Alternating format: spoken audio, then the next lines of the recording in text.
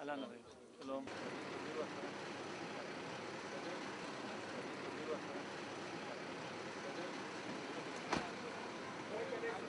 ביי, להתראות.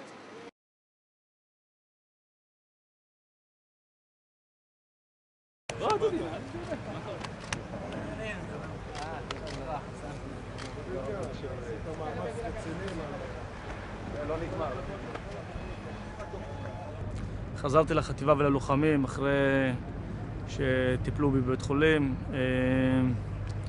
אני חוזר להמשיך את המשימה של החטיבה, להצטרף ללוחמים שעדיין עושים את העבודה.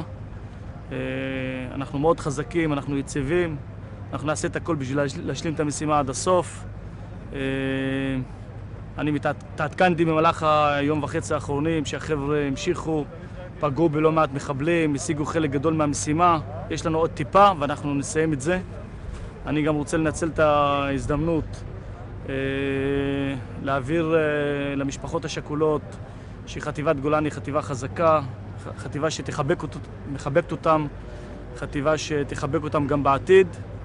ולפצועים שראיתי חלקם בבית חולים, החלמה מהירה, הם אריות. אני מצטרף ללוחמים בשטח שעושים את העבודה הרצינית ואני אפגוש אותם כבר בערב.